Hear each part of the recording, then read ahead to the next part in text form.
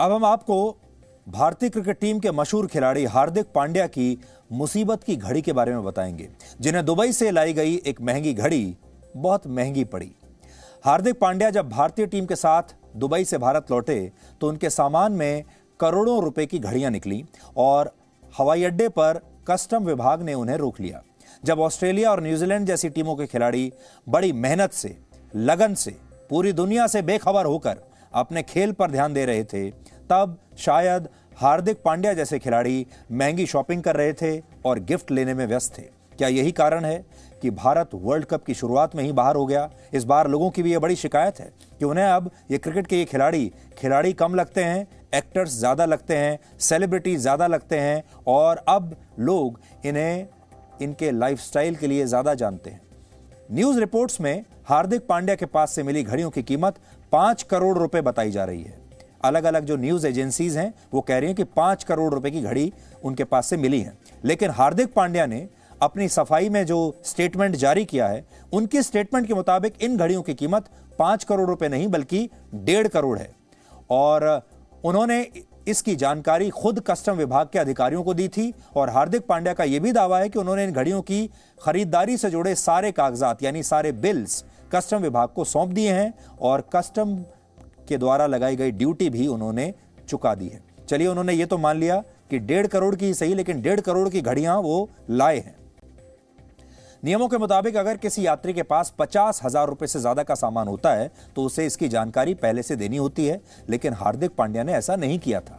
हार्दिक पांड्या भारतीय टीम के उन खिलाड़ियों में शामिल हैं जिनका वर्ल्ड कप में प्रदर्शन सबसे खराब रहा है और साथ ही उनकी खराब फिटनेस की वजह से भी उनकी बहुत आलोचना हुई, लेकिन वो महंगी घड़ियों के साथ पकड़े जाने पर सोशल मीडिया पर अब सफाई दे रहे हैं।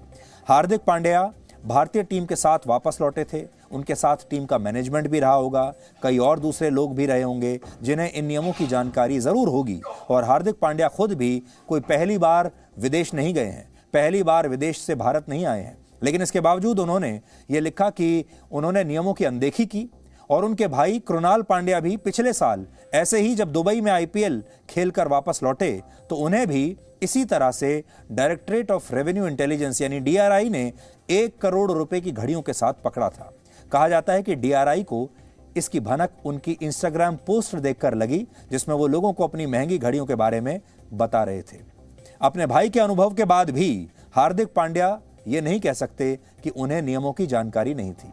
आप हार्दिक पांड्या की भी पिछले 1 हफ्ते से लेकर 1 महीने तक की इंस्टाग्राम पोस्ट अगर देखेंगे तो किसी में वो खाने पीने के सामान का विज्ञापन करते हुए नजर आएंगे, किसी में वो कपड़े बेच रहे हैं, किसी में एनर्जी ड्रिंक का विज्ञापन कर रहे हैं, कहीं अपना शानदार लाइफस्टाइल दिखा रहे हैं। यानी हार्दिक पांड्या पूरी ताकत के साथ अच्छा क्रिकेट खेलने के अलावा सब कुछ कर रहे हैं।